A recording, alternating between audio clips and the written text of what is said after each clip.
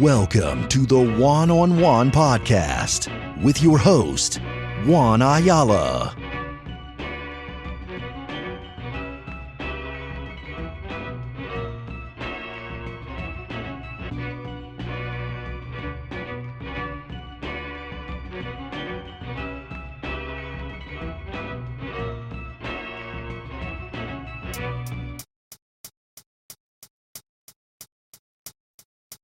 Okay, so nightmares. Nightmares are almost always what I call a soul fragment, but it's a piece of you that you denied at some point. So or something that a memory that was traumatic and you got to heal.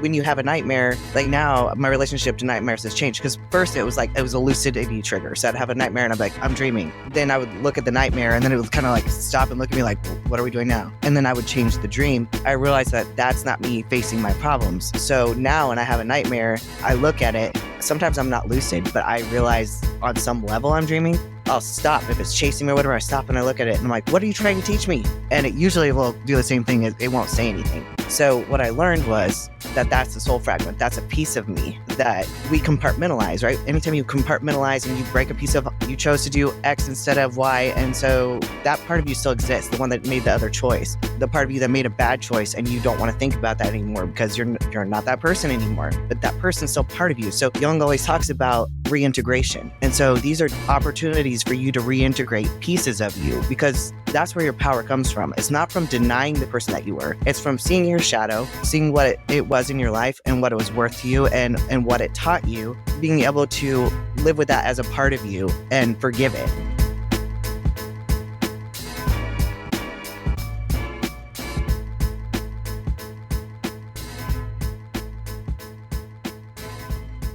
Welcome back to another episode of the One on One podcast. I'm your host, as always. Make sure to follow the show on social media at the One on One podcast, tjojp.com. Make sure to get a copy of the Occultist Monday. Got these professionally printed. Have the Homunculus edition, 88 pages of it. You can find that on the Ko-Fi store or on tjojp.com. Follow me on Twitch and on the backup YouTube channel, One on One Media, streaming every Tuesday at 6 p.m. Eastern. Links down in the description as always. And joining us for the first time ever on the show, and hopefully not the last, Abby, how you doing? I'm great. How are you? I'm doing all right. Thanks for having me, by the way. Yeah, for sure. I connected with, I forgot where I had said something about a dream interpretation and analysis. And I think it might have been on one of the Tuesday night streams. And I guess Owen, I think Joe Roop told Owen, and then Owen pointed me over to you. And he's like, hey, check her out. So here we are. And do you have anything you want to plug? Any websites? I know you've done a series with Owen, and you're on the Secret Society of Good Guys every, Friday night? Very late? Every Friday, every Sunday is Ladies' Night on Secret Society of Good Guys. And we are going to start our lodge meetings on Wednesday nights during prime time soon. Bible study? We're a real secret society, so I'll post the links for that in the description. But yeah, we're going to be talking about dreams today. Do they mean anything? Are they real, or are they just more fake and gay? Because I mean, I think we all dream, and not just like dreams of having goals and things, but it seems like the AI, I'm sure you've seen the videos where you're looking at the AI and it keeps just morphing and morphing and morphing into like something else that you don't know where it's going. And I feel like AI nowadays is capturing what it feels like to be in a dream sometimes. There's so many links between AI and dreaming that Thomas and I kind of explored. We were kind of putting it together, and it was kind of eerie when you start. It just leads to the whole, this is a simulation and this is all fake. Before we jump into it, can you tell us a little bit about yourself, Abby? Because I know you're a bodybuilder, and I know you're in the groups of Paranoid American and everybody else. And unfortunately, when you're in this group, you're probably not normal. So what got you started in Abby normal? and all of this sort of stuff? Like, what got you interested in this? Just years of trying to figure myself out, trying to figure life out, and trying to figure out why I was always fucking everything up. And then I got into meditation, and through that I found reality transurfing. And just because this guy who was doing guided meditations just kept talking about this book, and I was like, okay, I need to read this book. And it's quantum physics, and very, very much based on the Carlos Castaneda sorcery, but it makes it so practical that it doesn't seem like magic. It's obvious, like that's just the way things work. And when I started applying it to my life, and even retrospectively looking at my life through the different lens, I could see why things happened the way that they did. And through that, you do start to see the magic of this place. You start to see how it's not as concrete as we believe. And that really got me into dreaming, because one of the fundamentals of reality transurfing is learning to lucid dream, because when you can control your dreams, you learn how to control reality. So it has a direct correlation. I've never been able to lucid dream, and I am familiar with the Castaneda character. I've been meaning to jump into that whole thing, because it was like a cult that he was running, and I think his wife went missing or something like that, and there might have been foul play. So I don't know. How much of it do you know? Most of it. I know all that back history. I know, and really because you can get into his life, and you can get into the fact that he was a liar. But if you study the sorcery principles, one of them is the art of stalking, and the art of stalking part of that, because there's two paths to magic, which is dreaming and stalking. And in stalking, it's like stalking, like you follow somebody, you're obsessed with them, stalking. That's it. I mean, it can't, not like that, but sort of like that. Like, it's almost like LARPing. You're learning to shift what he calls the assemblage point. So you're learning to like shift realities. So you learn, like you can stalk a cat. You can sit there and watch how a cat walks, and then you can learn how to walk like a cat. You can, watch an old man or a homeless person and watch their body language, and then you start to act like them. It's more along lines of studying and then becoming. But there's magic to that. So I forgot what my point was with all of that, though. Oh, but one of the fundamentals to sorcery is, especially for men, is to deleting your personal history.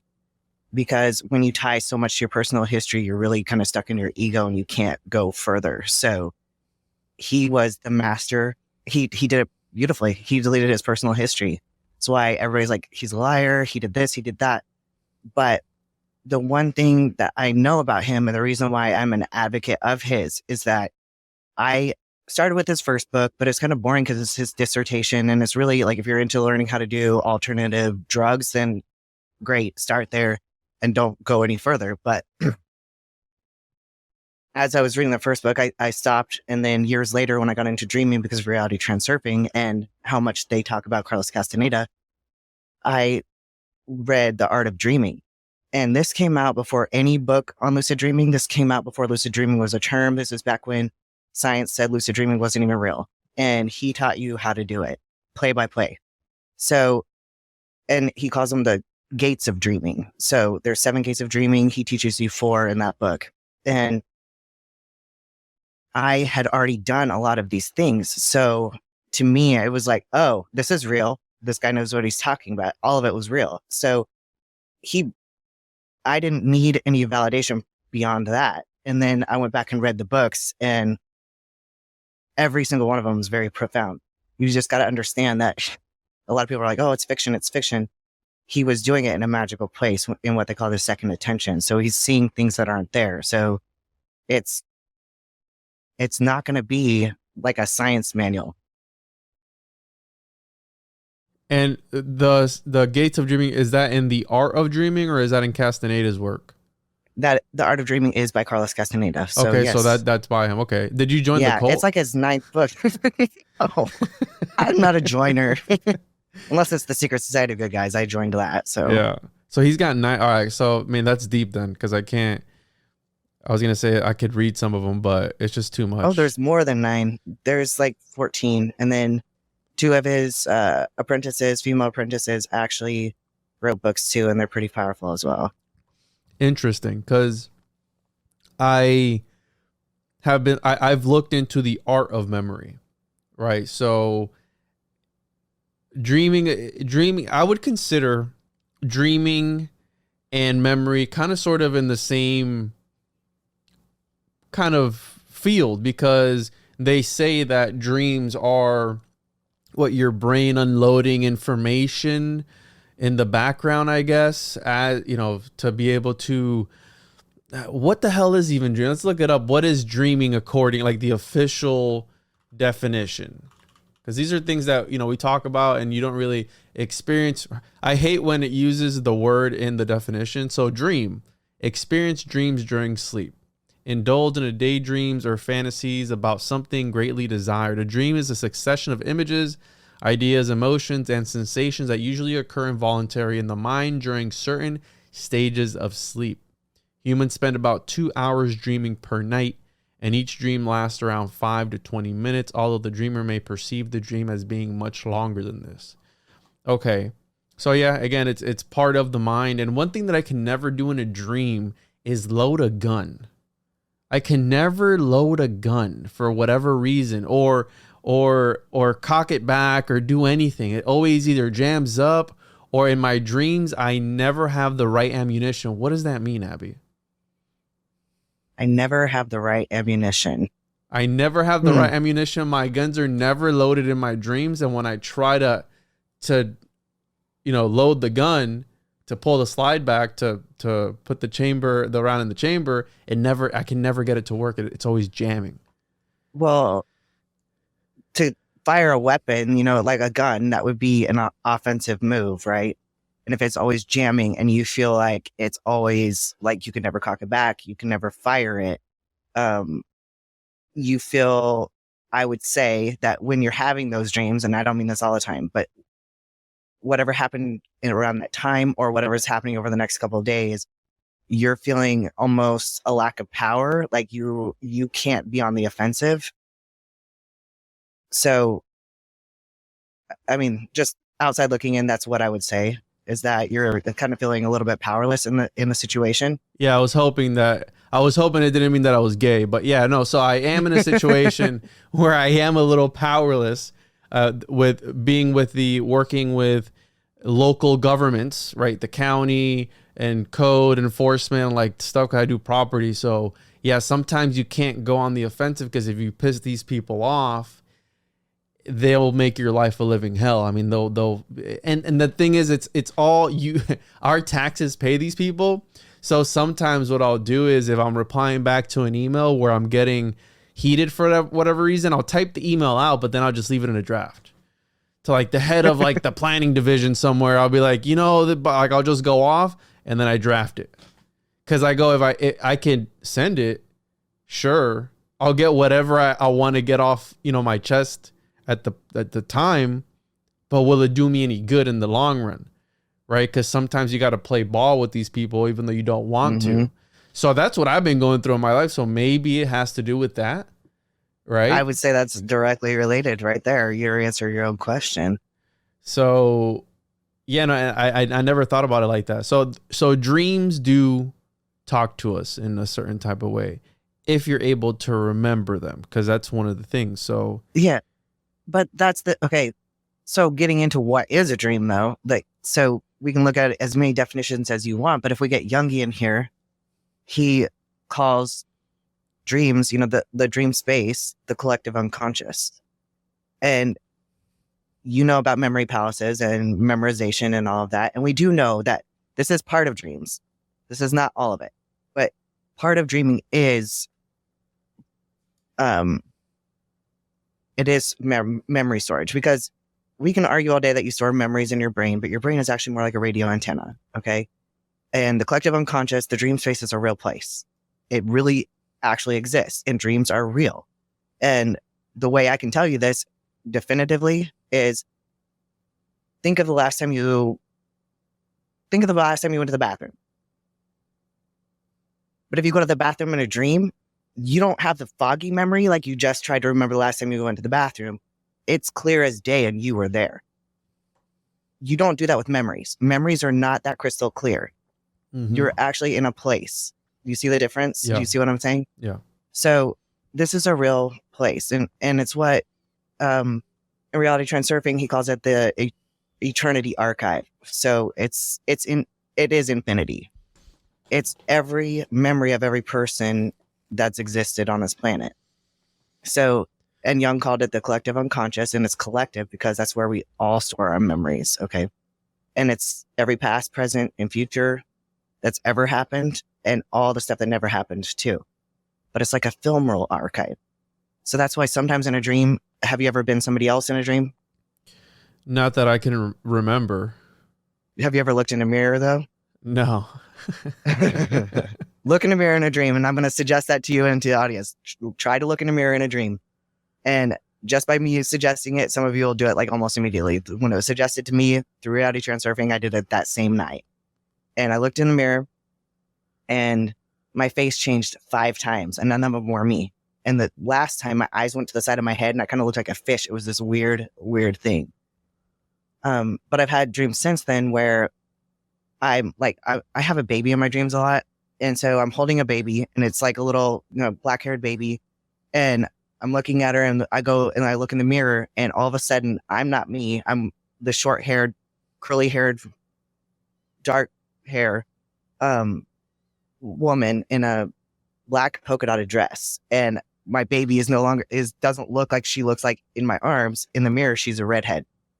And so we're watching somebody else's film roll, or we're actively inside somebody else's film roll, inside the eternity archive. So I was lucid and I knew what was happening, but I was experiencing somebody else's memory. Like she was picking out like dishes in China for her home. That was really weird. But so in that sense, everyone has little sectors of this space, right? And we all tend to go back to the same places over and over again.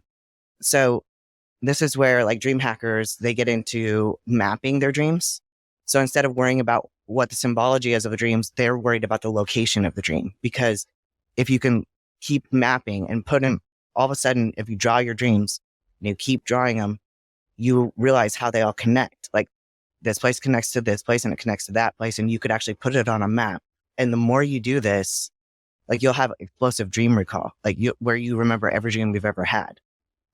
And that's what I was doing it really well for a while. And then I kind of got out of the practice, but I still write my dreams down.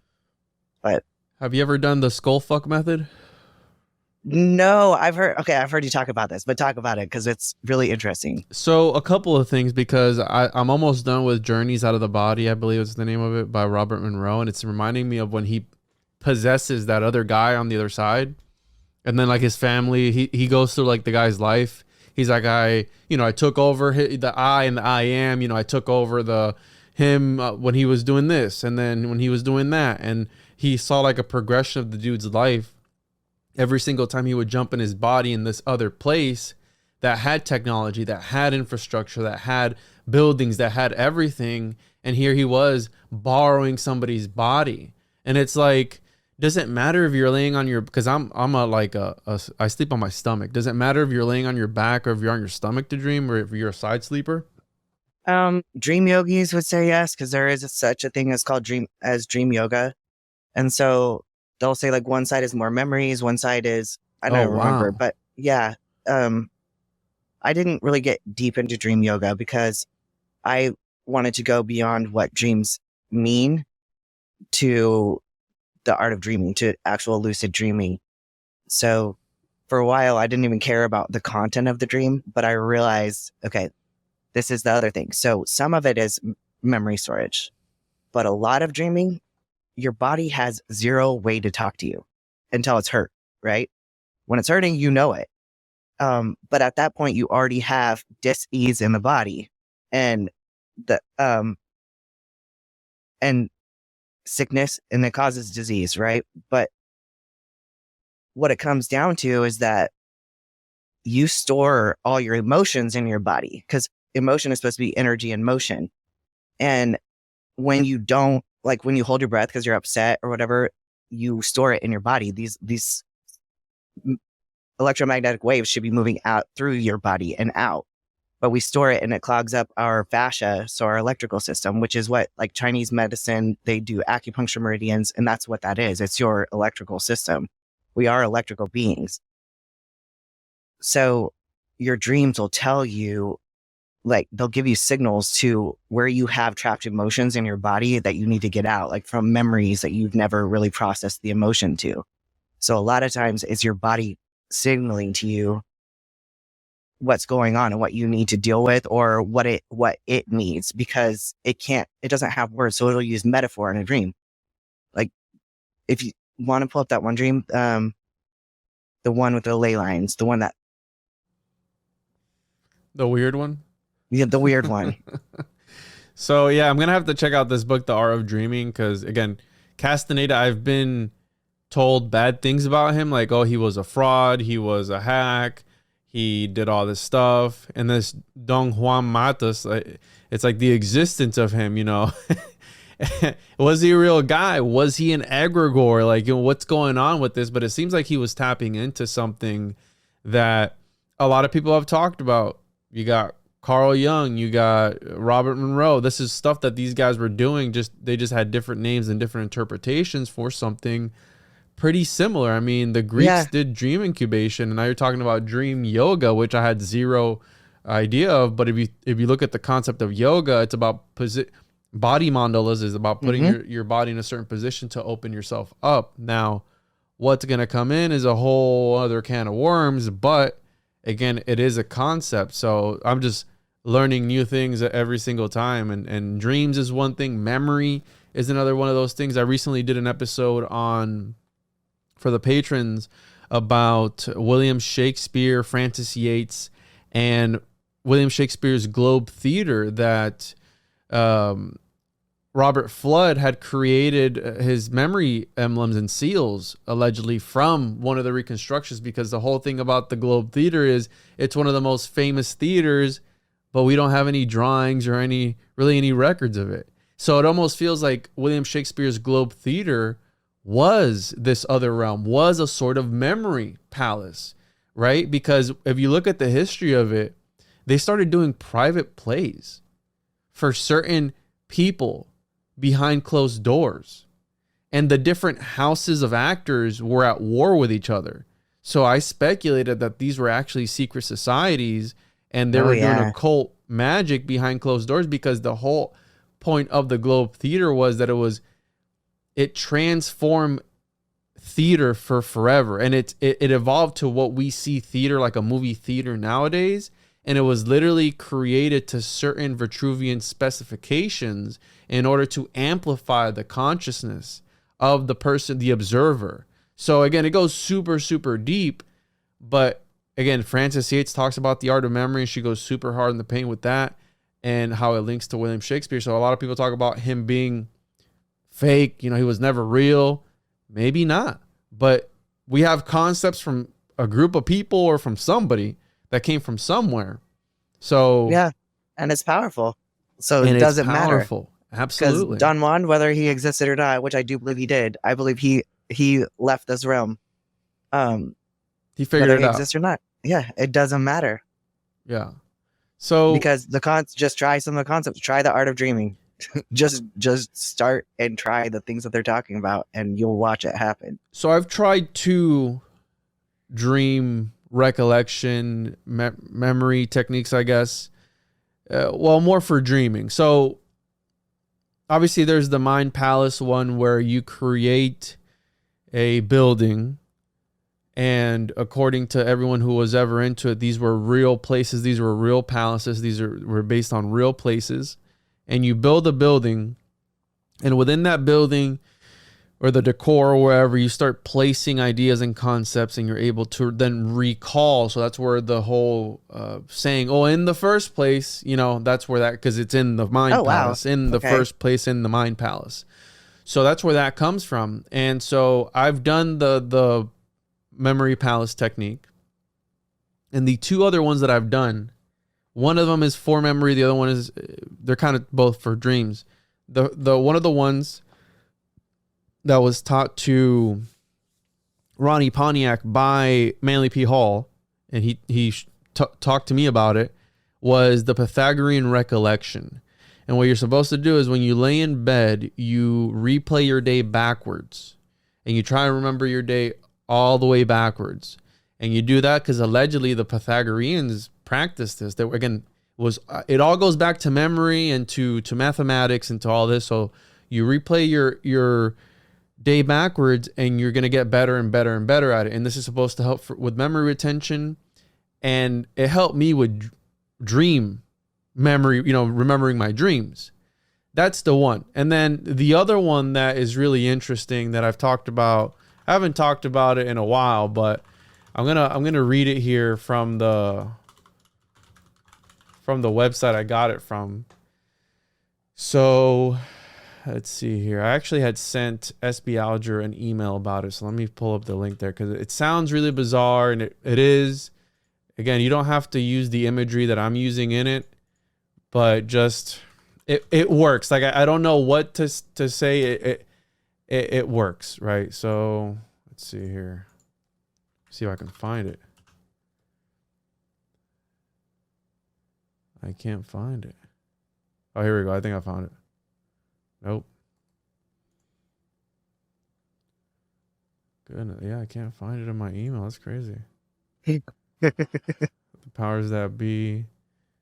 Okay, this is what's really trippy though, because what you're explaining, like playing your day backwards, that's what the dream hackers, who are also like huge followers of Carlos Castaneda, call the lazy recapitulation. Because in order to have dreaming energy, you have to recapitulate your life. Like, so when I'm talking about, like emotions being stored in your body, the hard way of doing it is to like think of every person in your life and go through every memory you have with them. And you do this breathing technique where you turn your head from the right to the left. Mm-hmm. Like you inhale when you turn your head from the right to the left, and you exhale in the middle.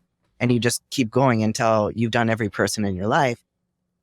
But the lazy recapitulation that dream hackers found was that if you do it before bed and you play your day backwards and you do the same thing. So you're doing, which Carlos Castaneda basically invented EMDR therapy before anybody else before the people who did EMDR therapy did it. So that's what this is, like turning your head side to side and into the middle.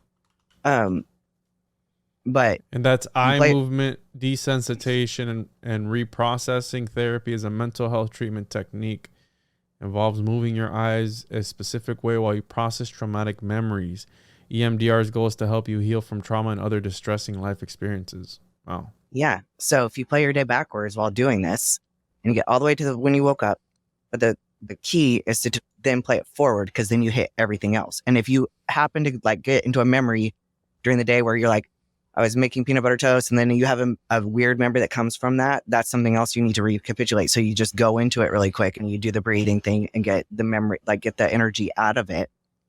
And then until you get to the beginning of your day, and then you play it back the other way, and you'll remember almost everything. And the point of that is that then when you dream that night, you aren't spending any time at all in the dream space storing memories, because you've already done it. So it's like so you free up your dreaming energy. Yeah, you're Rand. So that's why you're able to remember your dreams better when you do it.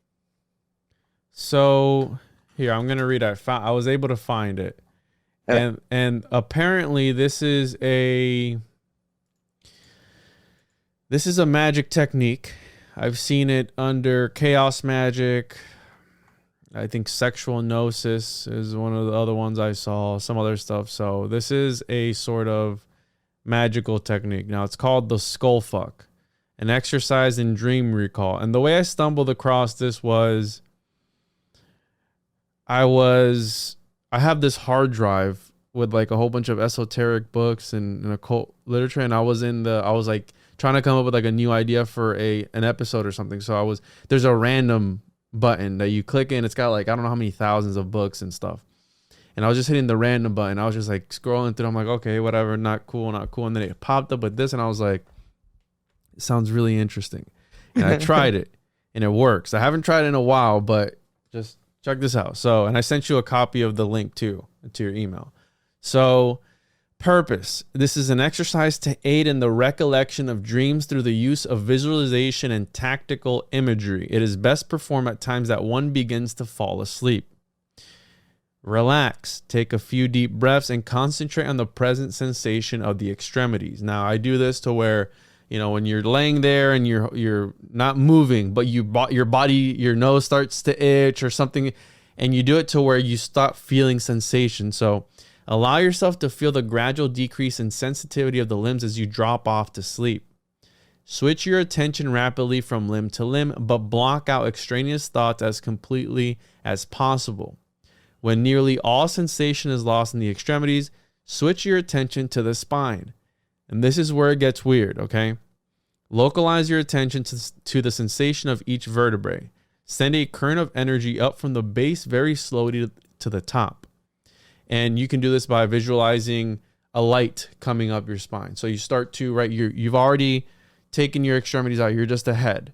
And you just I start to visualize a light going up and down my spine, up and down my spine. From the bottom up. When the current reaches, send the current of energy up from the base very slowly to the top. When the current reaches the top, visualize the entire spine as a penis and the point where it enters the skull as the sexually oriented orifice of your choice. I didn't picture a vagina or anything up here, but I just when you look at a skull, it's kind of hollow right at the bottom. So I just picture Dr. Manhattan's giant blue dick just like entering the bottom of my skull. So concentrate now on the sensation of the spine penis entering the foramen magnum orifice. So foramen magnum, let's see if that's the part I'm talking about. And this one's written out a little bit different than the first one that I saw. So yeah, right. So what I was talking about, the bottom of it. Oh yeah. Right here. It's got a hole. It's got a hole, right? If it's got a hole, and yeah. So then why wouldn't you want to stick a penis in it? Exactly. The foramen orifice. When bringing the sensation to the conscious level, recall that it is your penis and or your orifice. A great deal of sensation is being generated.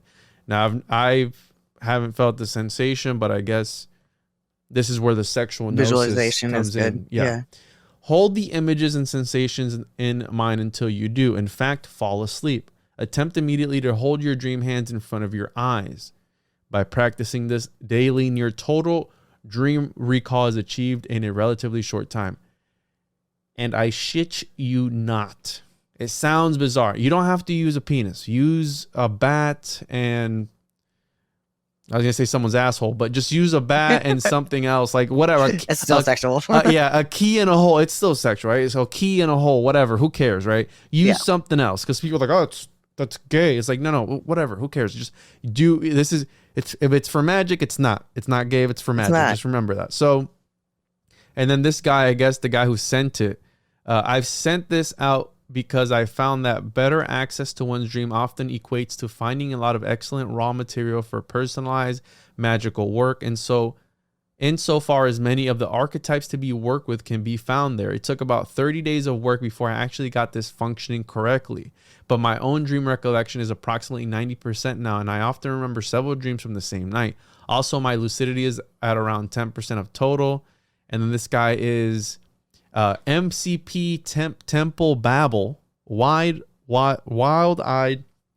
boy from Free Cloud, Sri Palindrome 15151. So it's probably like some magical secret society that this guy sent that. But I've done it, and I can't explain.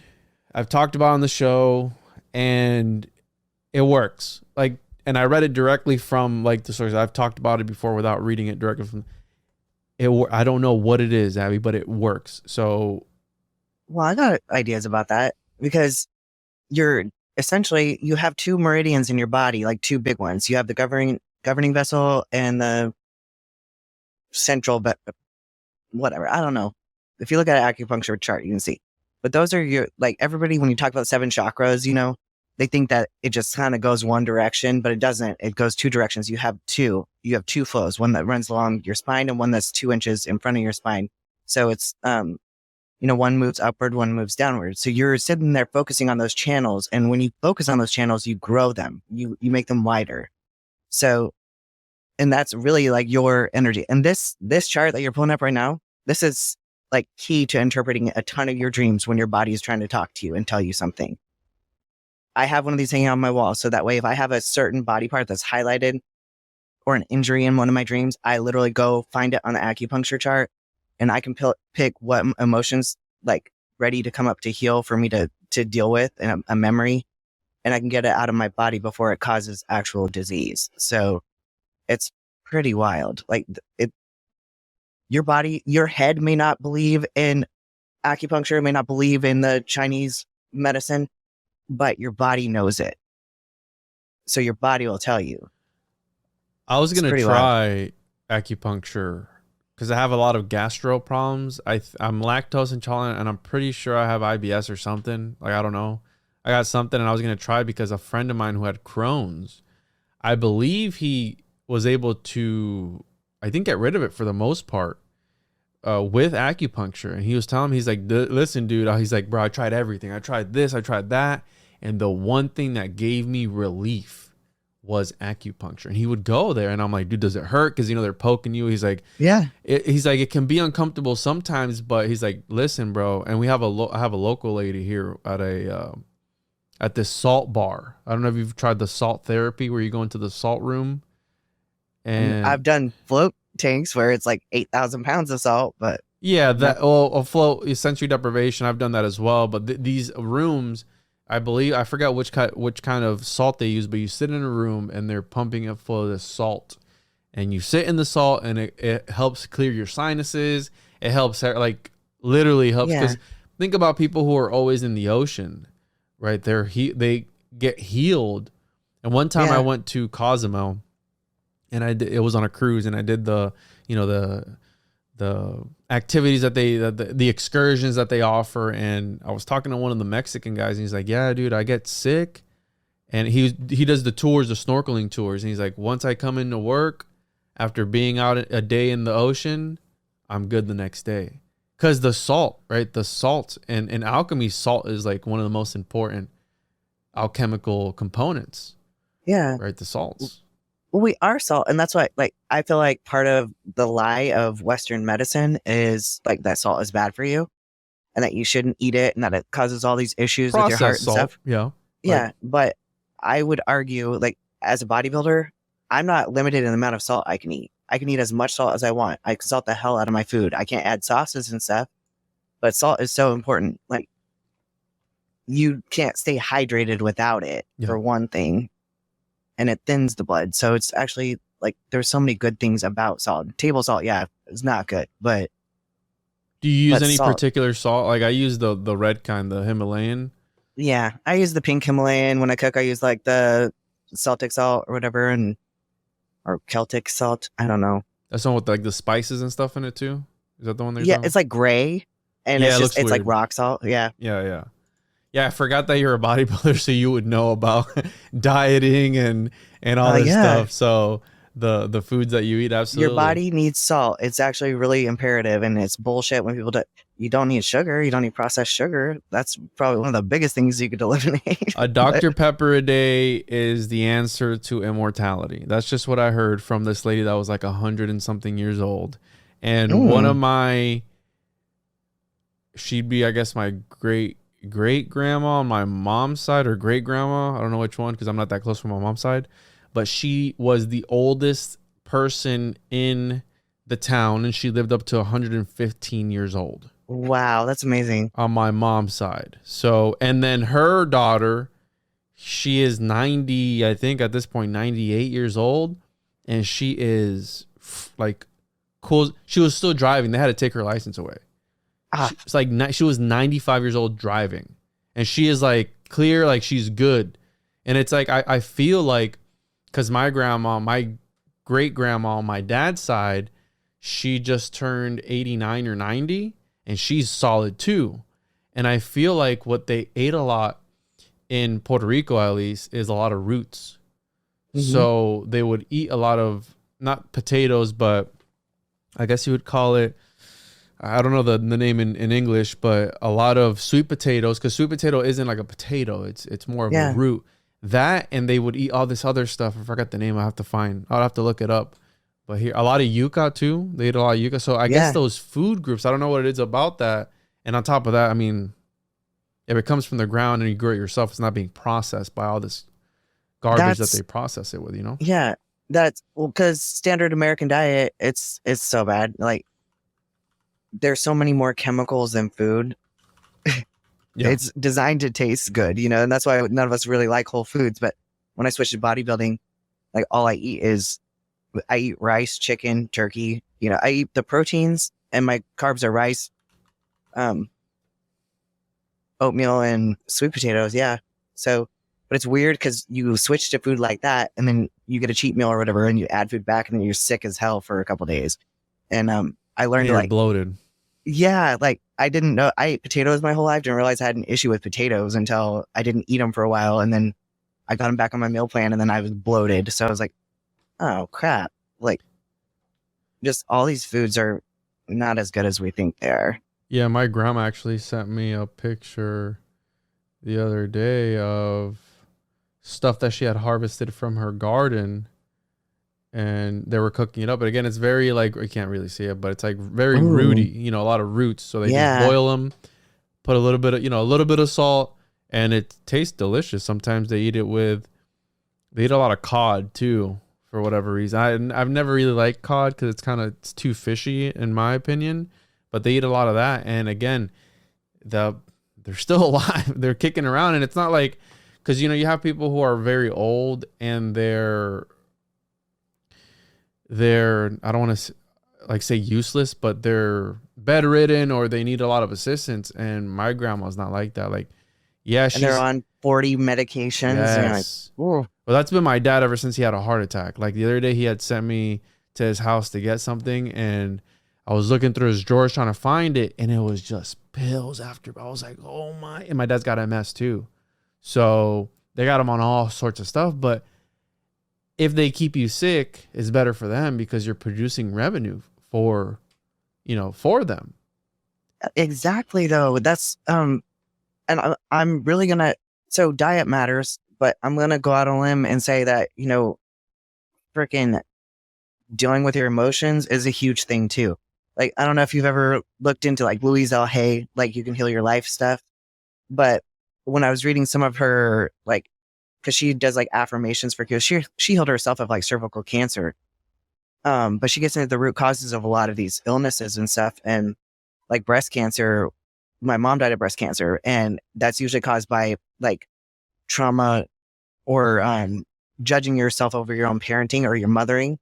And I'm like, my mom gave a daughter up for adoption, and she was like so ashamed of it. Didn't tell us till I was like 12. And she always judged herself. So it's like, it makes sense that she had breast cancer. And then, like all these other things, like I could put people's illnesses off of what they've told me about their life, and it made sense. So this is making me think of, you ever seen the movie Homunculus on Netflix? No, I need to watch it. Especially after it's like your thing. So I mean, it's not my thing. It's Paracelsus' thing from the 16th century and the 8th and 9th century. You've shed light to it, though. I'm going to give you credit for that, for it being in the zeitgeist again. Yeah. I guess I was one of the ones to talk about it, right? So that movie is in this astral realm that he's able to see after something happens to him. I don't want to spoil it for you. The concept of homunculi in that particular movie is traumas and attachments. And it's almost like what Robert Monroe describes as these, I forgot what he calls it, but these entities on the other side, there's a lot of them that are sexually frustrated, that have like this sexual energy to them, that are trying to always latch themselves onto the people. Like, and the one that always, a succubus. Oh, yeah, exactly. And almost like he calls it, right, like those fish that suck onto the other fish. I forget the name of it. I think they're called whatever. Who cares? But you know what I'm talking about. Parasites, like the parasitic fish. Yeah. Well, like ones that are on sharks. I think they're called. Yeah, they got like Monray or something like that fish. Sucker sharks. Let me find it here. It's got remora is the name of the fish that I'm thinking about. It's got like it's this fish right here because I've caught them before. This thing right here. It's got a sucker on the top of its head, and it usually sticks itself onto the. Oh wow! I mean, it kind of looks like a demon, but yeah, you can actually hold them up. You could put your hand on here, and it'll stay stuck to your hand. Oh my gosh! It's the craziest thing ever. That's so creepy. Yeah. So again, he calls them these entities that whenever he was in the astral realm, this other place, the upside down universe B, whatever, the mob zone, whatever you want to call it, that all these occultists have talked about, right? Maybe the abyss is this place too, maybe another different part of the landscape. But he said that these things would kind of latch on to him. Like they would just he's like the kind of rubbery feeling that would latch on to him. And in the movie Homunculus from Netflix, Netflix. The homunculus in this movie, they are everyone's deepest, darkest traumas, and they're attached to them on the other side. And he's able to extract them from people, but something happens.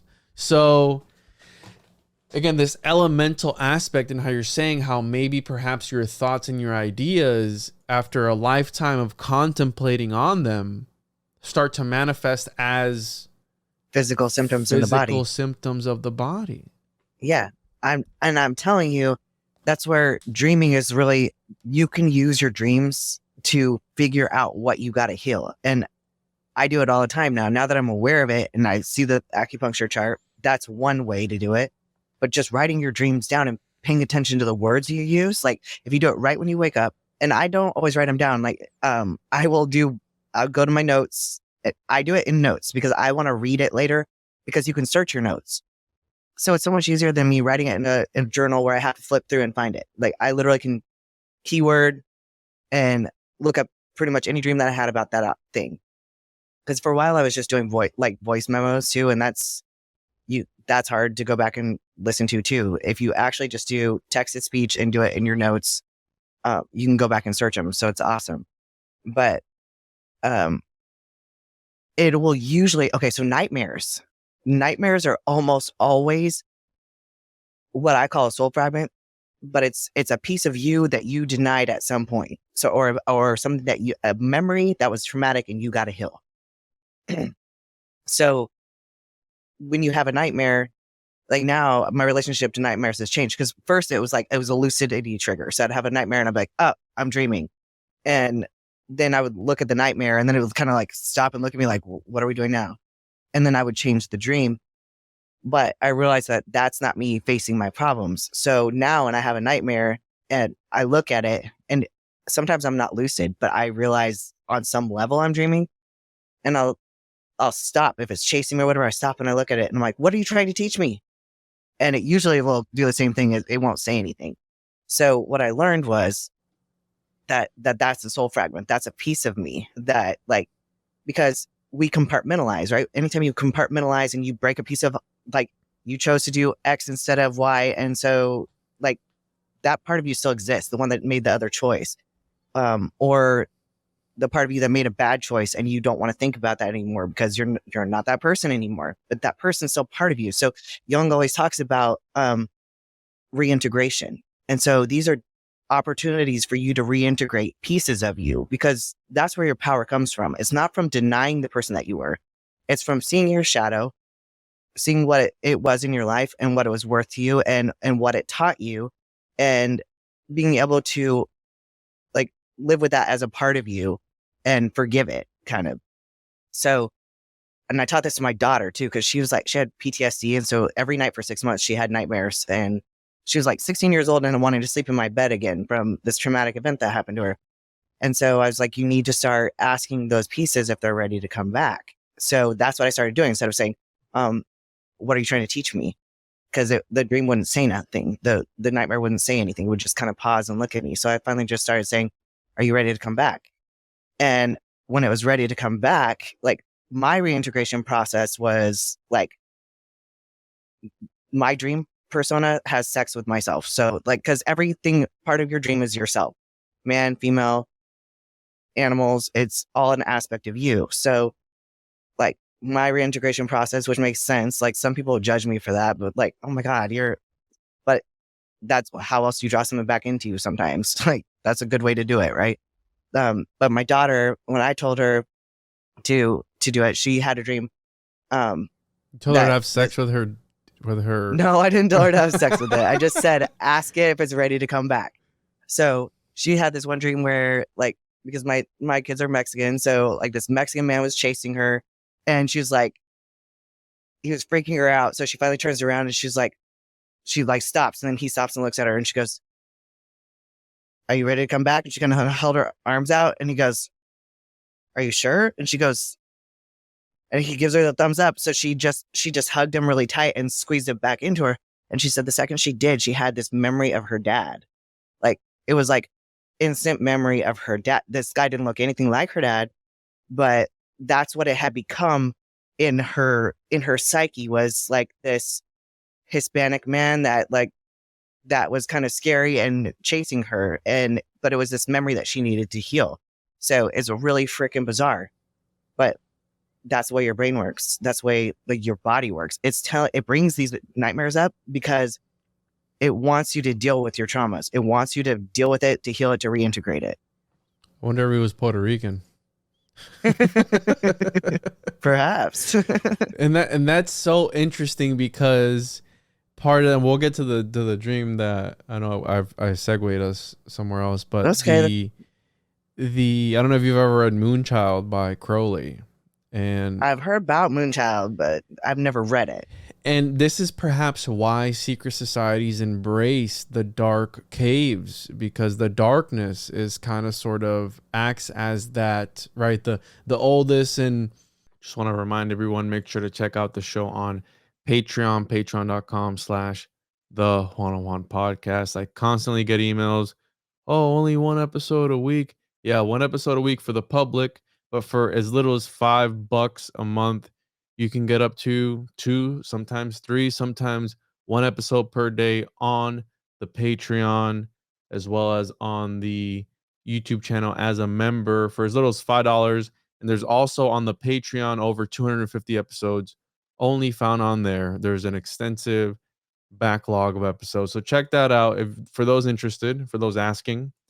Make sure to follow the show on YouTube, One-on-One Podcast. Also, One-on-One Media. I am going live every Tuesday on there, streaming. I also go live on twitch.tv/One-on-One Podcast. So make sure to check me out on there. Tuesdays, 6 p.m. Eastern. And make sure to get your copy of the Occultus Mundi Homunculus Owner's Manual, all that good stuff at tjojp.com. Can pick up your copies there. Or go over to the Ko-Fi. I'm on Facebook, Twitch, Kick, Rumble, all that good stuff. You know where to find it. And enjoy this episode. And greatest fear is the fear of, or the oldest kind of emotion is fear, and the fear of the unknown. And I'm trying to paraphrase the Lovecraftian, the H.P. Lovecraft quote. Fear. Let me read it. So the oldest and strongest emotion of mankind is fear, and the oldest and strongest kind of fear is fear of the unknown. And darkness has been one of those things where it has terrorized mankind since the very beginning. Can you imagine the first people trying to combat the darkness, and probably what they thought of it before they invented fire? Right? It's like, here comes this entire other world probably casting itself on us. We're not going to be able to see until tomorrow. Can you imagine how terrifying that must have been? It feels like today when we lose our access to our phones. I know a few months back, I think it was AT&T or some company had an outage, and it was out for like the whole, and people were losing their minds. I know, because it's like the fear of the unknown and not being able to connect with people. But like, and that's the thing is that the darkness is the womb. Like that's where you go to grow. That's the earth. That's where the seeds germinate. And that's actually kind of interesting too, because the art of stalking, that's one of the things that they have you do is you, for several nights, like the Dream Hackers started this, and you sit in a pitch black room and you have to like sit with your eyes open in the pitch black, and you just have to feel the dark so you become the dark. You start to hallucinate too. Yeah.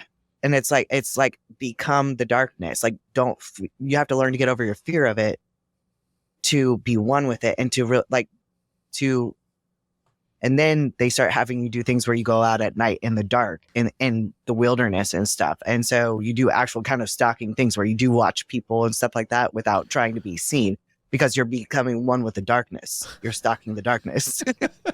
It's so weird. I know, but it's like. So, and this relates to Crowley, because in the book Moonchild, he talks about absorbing this shadow entity that a black magician has sent out, right? So it's the White Lodge versus the Black Lodge. And this shadow watcher, right? This watcher, maybe that's where where they get the art of stalking watcher, from, the watchers that are, creeping. And they're the ones that were doing the sexual stuff with the daughters of men.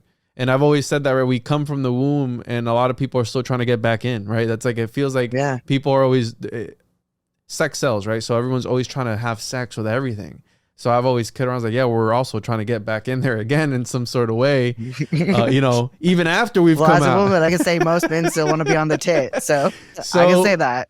Yeah, exactly. So in this story, they send this watcher out to the other lodge to spy on them, and the Cyrus Gray, the main character, the hero, the white magician, he loves it to death. Like, he embraces this shadow entity, and he's like, he absorbed it essentially. It came to him, and he's like, he was trying to justify himself as, he's the great beast 666. He's like, no, he was actually one of the good guys. It's like, okay, whatever. But he's like, yeah, you just have to love it. And once it came into me, I felt all the warmness and tingly feelings of this thing, and it just ceased to exist. And maybe he's talking about that. Maybe what Carl Jung was talking about, that the shadow self, the dark self, reveals all the secrets of reality to you, right? If you're able to find him, if you're able to face him, and then you become this Ubermensch, the overman, Because everyone gets so hung up on like dark versus light, and being like a light worker, and a black magician, black magic is bad, but the thing is that the thing about duality is this is a dual realm. Duality is the name of the game here. We need it for catalyst, because you don't grow without catalyst. So you have to have the dark to balance the light, because the light's never going to grow. You're not going to grow without all the bad shit.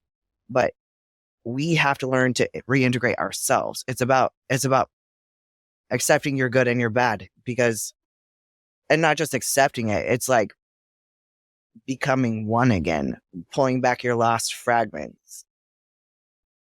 Yeah. Maybe that gets split up in this other realm, right? Because we can only, and that's part of the homunculus technology, that it's a vessel for things, for cosmic entities, for elementals, for celestial spirits, whatever you want to call them. And that's where I think that the alchemists were also dabbling in this concept of dream analysis and interpretation. And also, Ben Balderson told me one time when we were doing an episode, he's like, yeah, imagine having to stare at a glass vessel for hours upon hours. Of course, you're going to start to hallucinate stuff in it. So that's where we get all of these crazy alchemical artworks that were actually hallucinations of these alchemists, of contemplating on these things for hours on end. And you start to see a story unfold. Now, that's an interesting concept, right? And that's why it's shrouded in imagery.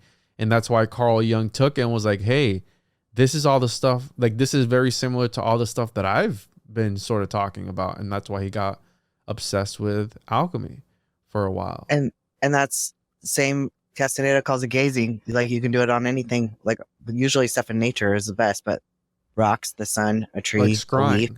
Yeah. Interesting. So it's like the secrets of the universe will be revealed to you if you can just sit and gaze. Well, it's the whole thing with the 100 monkey, or what's that one experiment? If you have enough monkeys typing out, that they'll type out all of Shakespeare's works eventually. Monkey typing hypothesis here. Let's see. So monkey typewriter.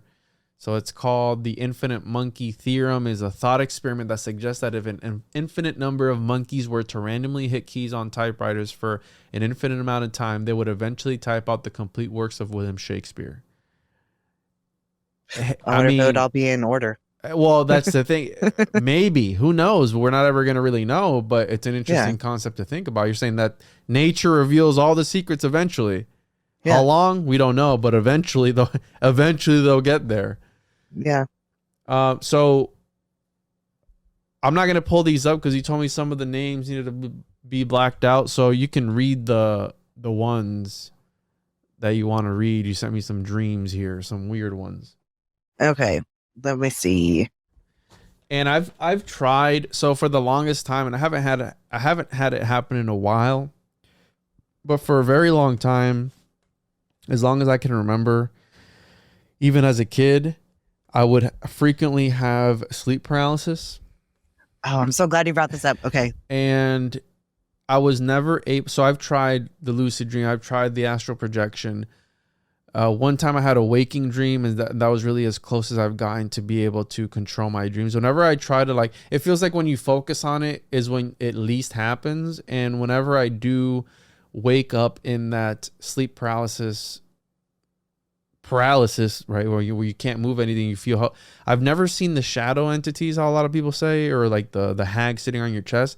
The only thing that I've experienced during my sleep paralysis episodes is like the craziest amount of anxiety, like you're gonna die if you don't get out of that feeling. So I had it happen so much that I was able to learn how to get out of it completely. And there was times where I'd get it 2-3 times a night, and I got so good at it that I was able to I kind of peel myself back into my body, and I kind of do like this sort of motion until I can finally move. And sometimes I can almost move my arm, but not quite. And it's it's the craziest feeling, but I've never been calm enough. And I always tell myself, no, this next one, I'm going to be calm. I'm not going to freak out. And I always freak out, and I'm never able to just stay. And that, because I feel like something's going to get me, and I feel like I'm going to die. Well, I'm so excited because I didn't necessarily have the answer to sleep paralysis, and that bothered me because I've had it happen a couple times when I was younger, but it never scared me. It just was really annoying that I couldn't move my body. But, I have friends that have a sleep paralysis demon that sits on their chest. Okay. But in the art of dreaming, Don Juan tells Carlos that the purpose of dreaming, the whole purpose is to find and perfect your energy body, which is what I'm talking about when I'm telling you that you're to the meridians and telling you, that your nightmares are traumas you have to process, reintegration, right? Because that perfects your energy body. So if we want to get totally magical down the road, that's bilocation. It's beyond astral projection, it's bilocation. Okay. That's the total implication of the whole scenario.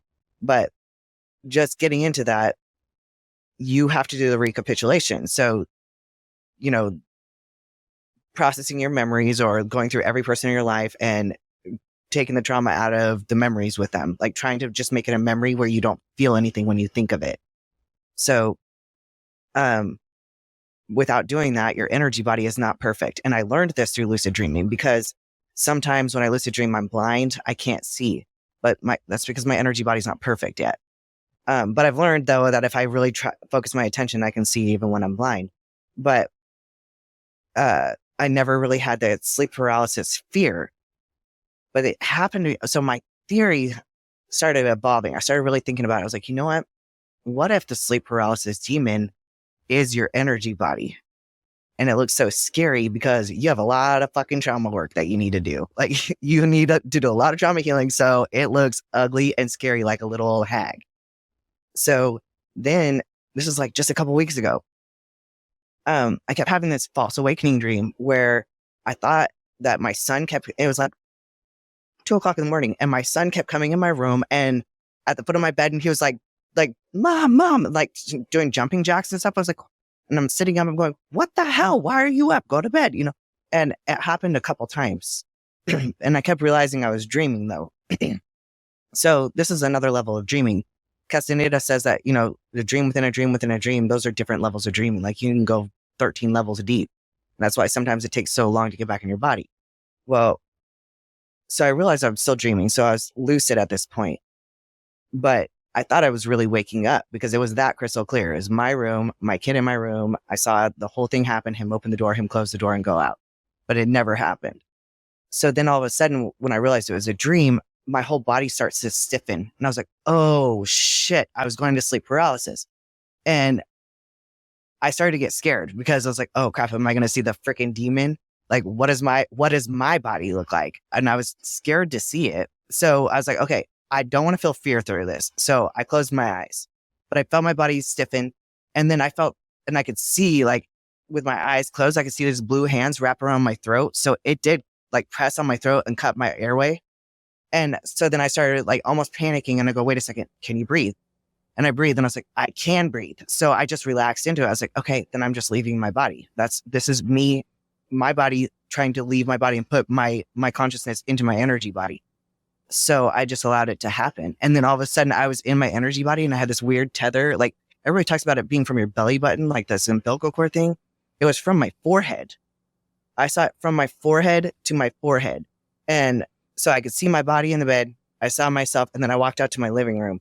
And then all of a sudden it like cut and I saw my cord, it shriveled and it kind of turned to this purpley black color. And I was like, why is my cord shriveled? And then all of a sudden I was back in my body and I was convulsing and I went back into my body.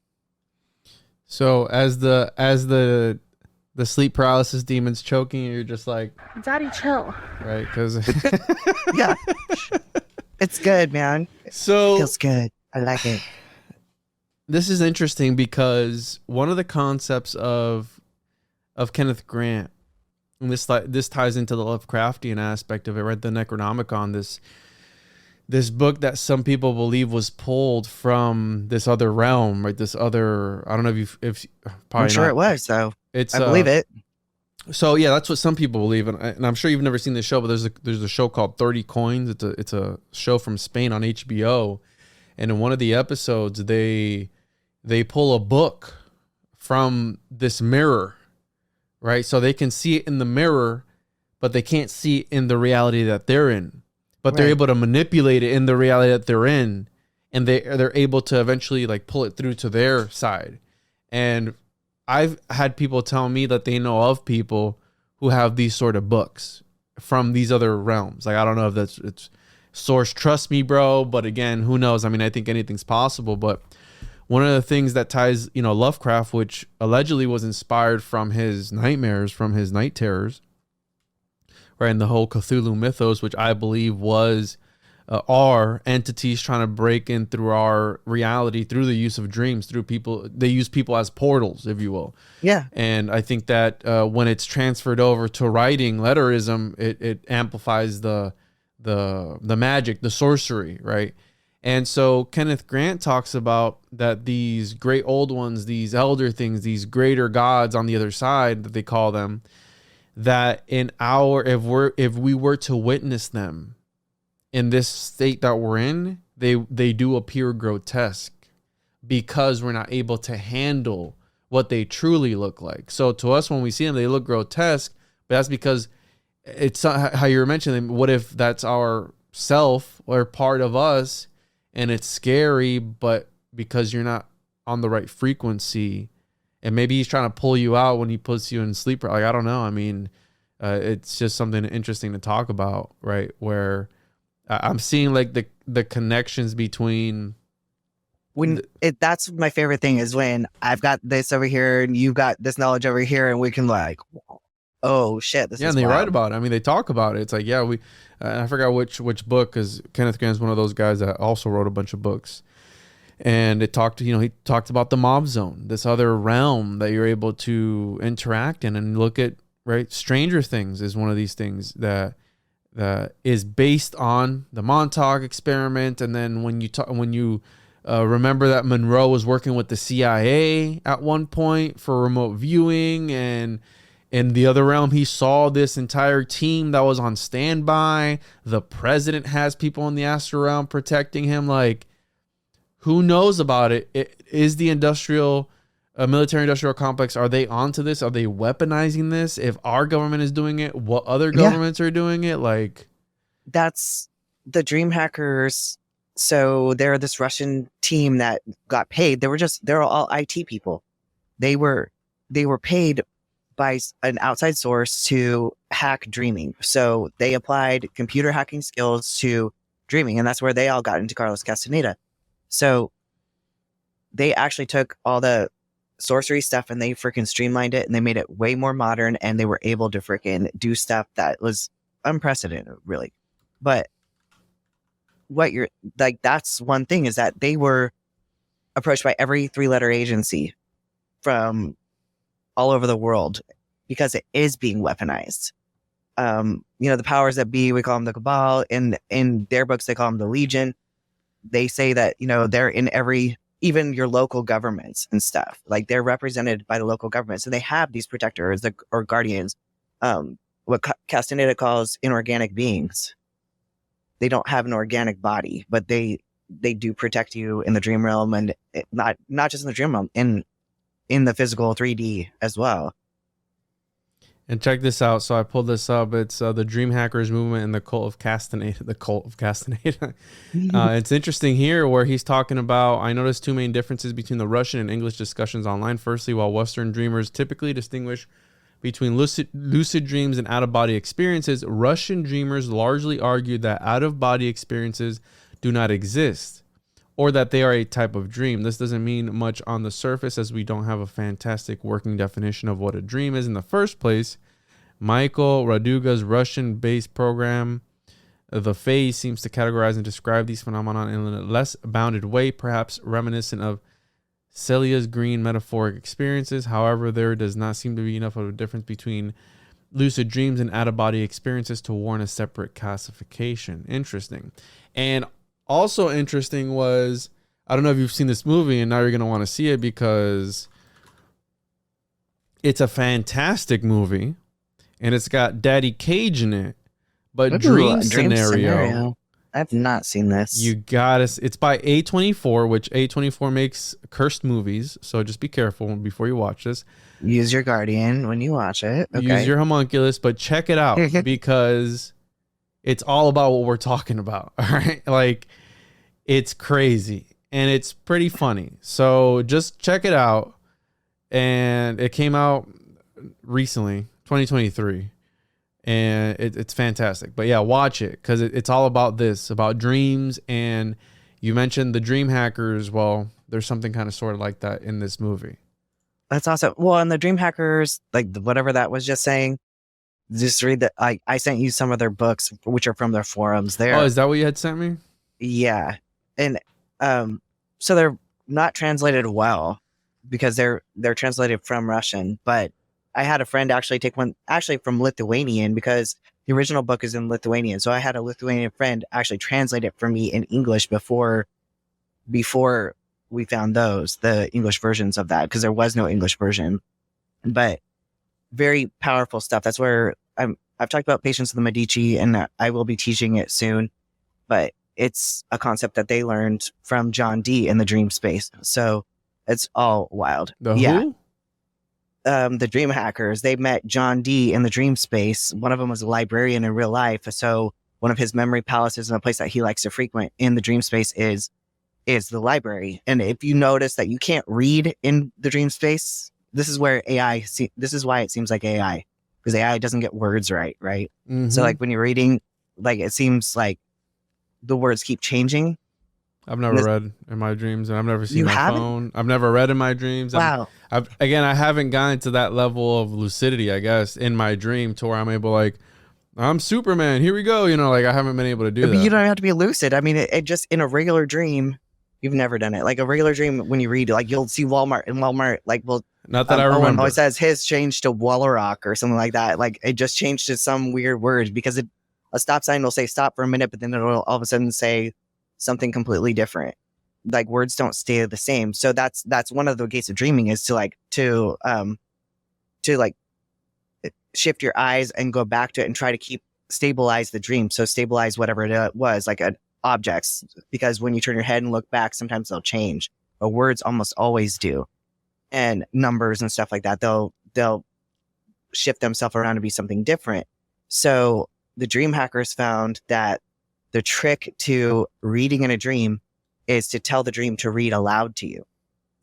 And so this guy is a librarian. He's in the library. He tells the dream to read aloud to him, and he used memory palaces so he can memorize every single book that he got from the dream space and was able to write them down when he got back. So in one of his dreams, he saw John Dee. So he followed John Dee to John Dee's library. And in John Dee's library, there was not just books, he even had a computer. So he was able to go through like John Dee's library and brought back a lot of information, including this magical system called the Patience of the Medici. The Patient of the Medici? Mm-hmm. Never heard It's of a that. way of, and you won't find anything in English on it. Or very little, and you won't learn how to do it in English. Like I learned how to do it. I taught myself I had a dream coven experiment, and we all kind of read some of the dream hacker stuff, and we figured it out together. So it was a team of us, but it's wild. So Interesting connection, because John Dee, part of that imaginal theater is what I called it, is the speculation that John Dee actually influenced the construction of Shakespeare's Globe Theater. I'm sure he did. So that's, you're talking about this dream cartography, this dreamscape, and then John Dee potentially having some connection to that. And This is all dream hackers too. The De Medici, right? The Black Widow, Catherine de Medici, the Black Widow, they called her. The Dragon Queen, I think, is the name that they use for her. But yeah, they invented gelato with an alchemist. An alchemist invented gelato. Wow. Yeah. So, anyways, let's get to these dreams and see what we can pull from this. I don't know which one you want to read first. I'm gonna read this weird one because we're talking about the body. So this is an example of paying attention, because your subconscious is telling you 100 different ways, sometimes in one dream, one message. It's just one message. So yes, this is my dream and it's weird and I'm embarrassed, but here's the thing. When you're talking to me, like, you never have to tell me like it was a dream. I would never do this in real life because I know that. So if you ever want me to interpret a dream for you, you never have to tell me that you wouldn't have sex with your dad or something weird like that. Like, I already know, okay? It's a dream. They're freaking weird. So anyway, So with that said, no judging. yeah, with that said, okay, so I realize I'm on a ley line. When I put my hands near the ley line, they disappear. Ley line. Think about that word, okay? I notice that it's bending everything on the line. I end up having like anal sex on the line, which just kind of sounds like a pun now, laid on the ley line. But as I'm leaving, there's two men, and I want to say they were like had shaved head bald, not like slick, but it was buzzed, and they're wearing sunglasses. And there's banging, all kinds of banging on the ley lines. Banging. Do you hear that word? Ley lines, anal sex, like getting laid on the ley line, banging. And really, like, this isn't a sex dream, if like the anal sex part, but really, like keep listening. They're just noises. They sound closer and further away.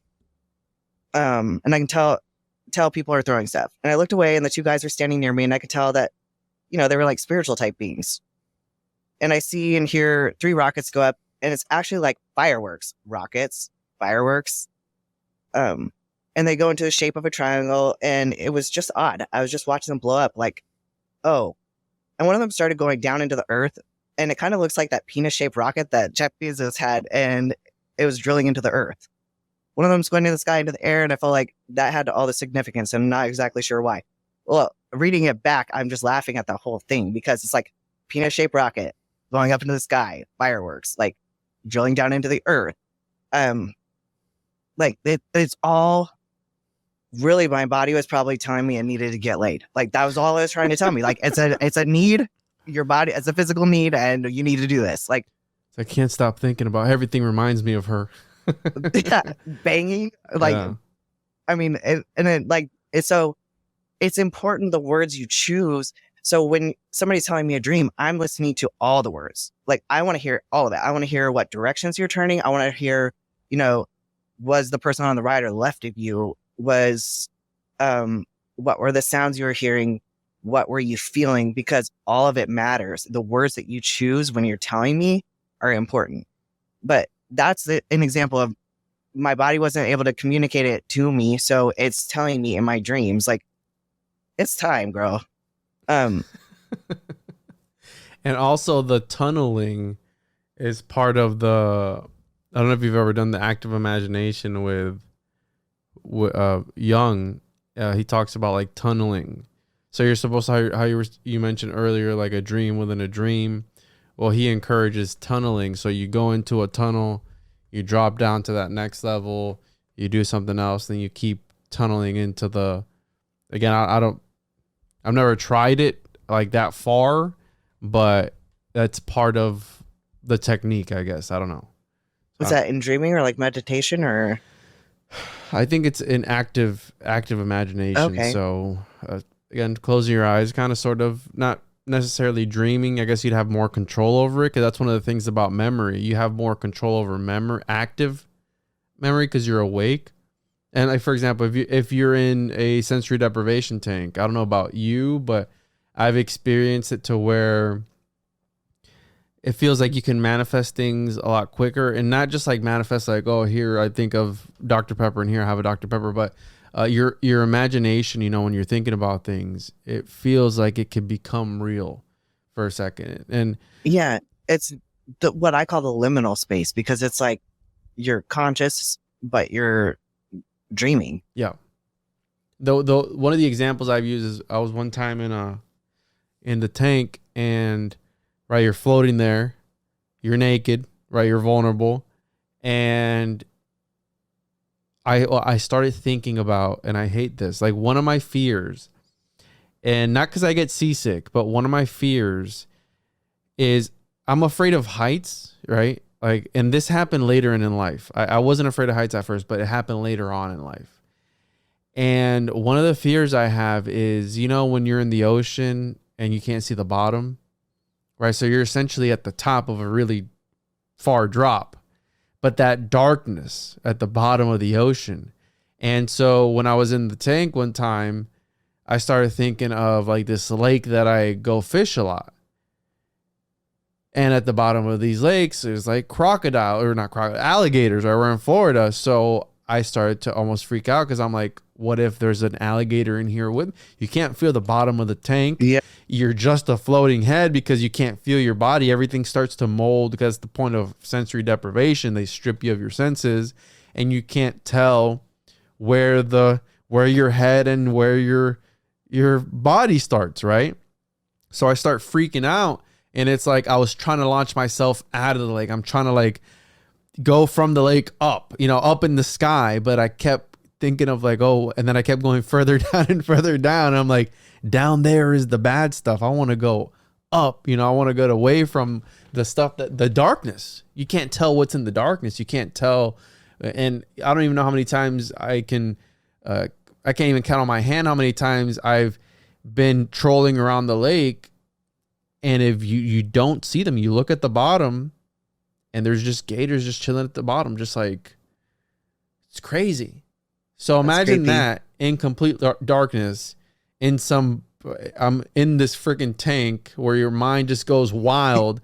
I'm trying not to. Did you yell or anything? No, I didn't. I was able to. And the one that the tank that I would use was like a coffin. It was like a coffin. It was, I don't know if they're open anymore, but it was there's like a nice one that was all white, and had like lights on the inside of it, and then there was like those freezers at the gas stations that just open up where you get the ice. Oh, yeah. It was like that. It was like one of those doors, and that was like the big boy tank. It was completely black on the inside, and it just felt unfriendly. And that was the big boy tank. People usually did the other one was like a clamshell, like white and pretty and all this stuff. And it's like, no, if you want to face the darkness, go into the good tank, because it seals better than the other one. And the whole thing about tanks is the better they see, it's all humidity game. So eventually you start to sweat. So the white one, I would feel the air on my toes from where it would seal. Right. So that would take your concentration out. So you're laying there for 2 hours or whatever it is. And you start feeling the AC creep into your feet. So you start to notice your feet. And the other one, nothing would get in. There was no air tickling your feet. So you were able to really immerse yourself in the experience. Yeah. To where you'd fall asleep. You know, the point was to fall asleep and see what happens. And I've had some trippy experiences in sensory deprivation, completely sober. And I always tell people, go at least your first 3 times you're going to be freaking out. Because I was freaking out because anxiety, you don't know what to expect, right? You're in this tank naked. You don't know if somebody's going to come in and, you're exposed, whatever. It's like, and then once you get used to it, then you're able to really do the exploring. And like I said, you're able to really let your imagination just go wild. But you got to keep it under wraps or else it can go to some dark places and those things start to manifest themselves with you within that tank sometimes. I mean, it gets scary. I did this one that was like it wasn't enclosed. Like the whole room just turned black, but it was like a big round pool. So it was kind of awesome because I'm claustrophobic. So the idea of being in a like sealed box freaked me out. Let me show you the one. I learned I had sleep apnea from doing it because I kept like getting so relaxed and into the meditation. And then all of a sudden, like every couple of minutes I go, because I forget to breathe. Yeah. And I was like, oh, shoot. So after that, I made an appointment and did a sleep study. And sure enough, I've got severe sleep apnea. So this is the one I was telling you about. This is like the clamshell when it's all pretty. It's got lights in it. It's kind of pretty. And there's this one. Boom. Like this is the big boy. So it looks like a freaking coffin. So you're in here, floating around. It's completely black. It doesn't have lights or anything. And that would freak me out. Yeah, this is the one here. You were going to outer space. Okay. Like wherever outer space is, this is where this will put you. Okay. I know space is fake and gay, but literally this was it. And that's how you get there though. That's how you get there. Yeah. Again, if not in Jeff Bezos' penis shaped rocket. And that one too, probably. But you take, this is not medical advice, but you take a heavy hit of, some indica or something and sayonara. Okay. Because you're going to go to places that's usually, other worlds. Other world. Yeah. The mob zone. You'll wake up in the mob zone and talk to the shadow people. But yeah, the place I used to go to is not open anymore. So I haven't gone in a long time. I think they closed it down when 2020 happened. So it's been a minute. Yeah. But before then, my first ever episode was actually about float tanks with the guy. I listened to your first episode. Yeah. Once upon a time, I had gotten out of the flow and I was like, hey, dude, I'm thinking about starting a podcast. And the guy there was cool. And I talked about my experience with that. That was like my bro Rogan days where he would talk about sensory deprivation, all this stuff. And it's one of those things I tell people to try because it does help you, right? It helps your body decompress and it's good for, we're so detoxing, bombarded. I wonder how the Wi-Fi in our houses and this, being locked into the electrical grid affects our dreams, because part of the sensory deprivation is disconnecting from everything, that stimuli. Dude, I bought this thing, and it could be total bullshit, but I bought this thing. It's called a Somavedic, and it was like way too much money. I'm not gonna lie. It was like a what? It's a Somavedic, Somavedic, and they sell these devices. They have like crystals and like oils and stuff in them, and some of them are supposed to restructure water. And I got the one that restructures water. Yeah, that thing, the green thing in the corner. So $1,000 for this thing. I'm telling you, I know. But I was like, okay, I got to do something about all this fucking like 5G network and shit, because this one's supposed to mitigate 5G. And like you can see all the studies, it allegedly works. And it restructures water. Well, the first night I get it, I plug it in next to my bed. And like you can put your bottle of water by it, and you just set it by, or your glass, and set it there for like 20 minutes, and then it's supposed to restructure the water. Well, I was like, I get it. The day I got it, I was like, you're such a dumbass. I cannot believe you just spent that much money on this thing. Why did you do that? But I lay down and I closed my eyes, and I'm wide awake, my eyes are just closed, and all of a sudden, like, you kind of see, like, I would say it's kind of like static, when you close your eyes, but it started doing this thing where I had a star and fractals, and it looked like a kaleidoscope with my eyes closed, and I was like, what the hell? So I opened my eyes, I set up, I was like, what is going on here? And so I lay back down and I closed my eyes, and it did it again. I was like, what the fuck? So the third time, sorry, I'm cussing. I hope it's okay. No, you're good. Third time, it did it again. And I'm like, so we're 70% water. It's restructuring the water. So I do believe that it works. So I've got it like kind of in the central part of my house. So that way, hopefully we're not getting it as bad as everyone else.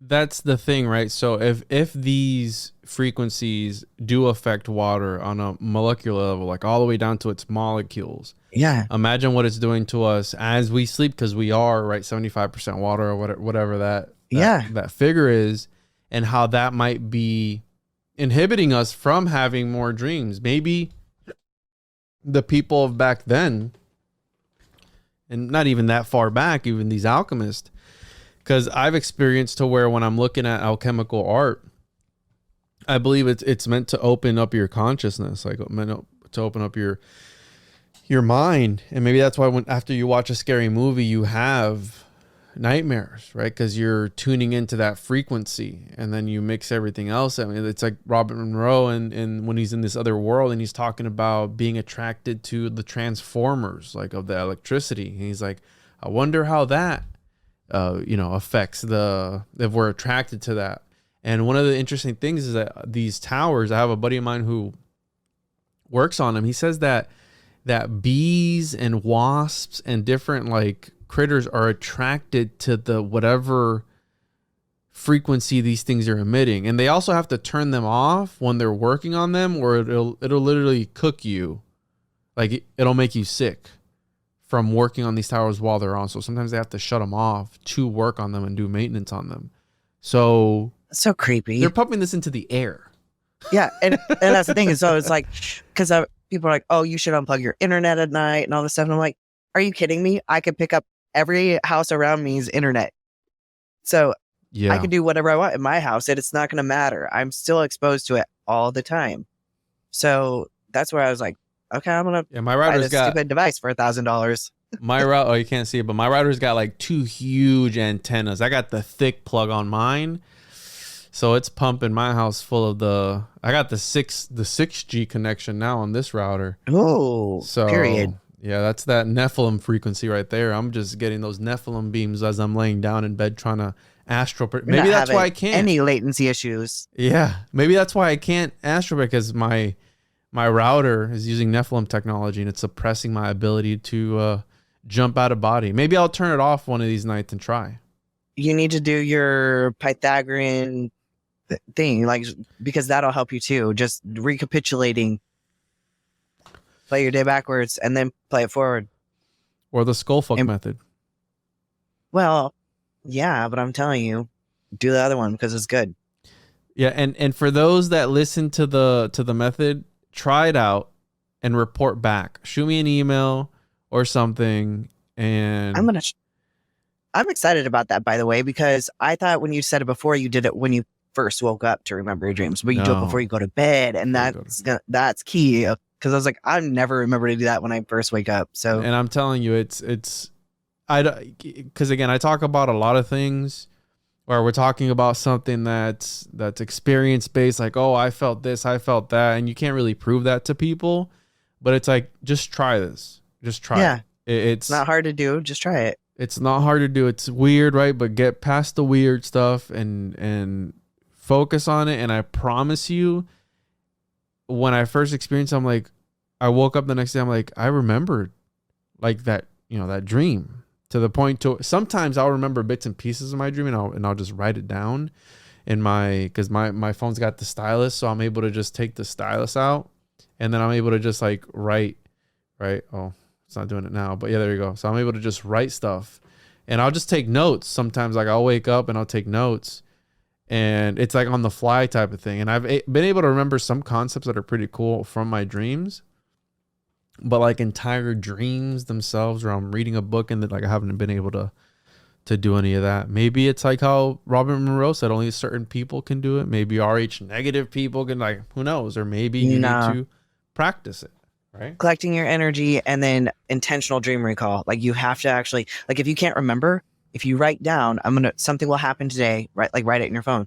Something will happen today and it'll trigger my dream recall. And then it might be 7:00 that night, but somebody will say something and you're like, oh shit, I just remembered my dream. And I'm telling you, it's just writing it down. Like, I don't remember it yet, but I will remember it later. Something along those lines. You'll remember it. Interesting. Well, Abby, this is great. This is interesting conversation. And maybe for the next time we get together, we'll read some of those emails. Hopefully people try it and write in and tell us about their experience in the comments or wherever else. Do you have anything else you want to leave the listeners with before we get out of here? Come check us out on Friday on Secret Society of Good Guys. Friday's Secret Society of Good Guys at 12:00, right? Super late. It's way past my bedtime.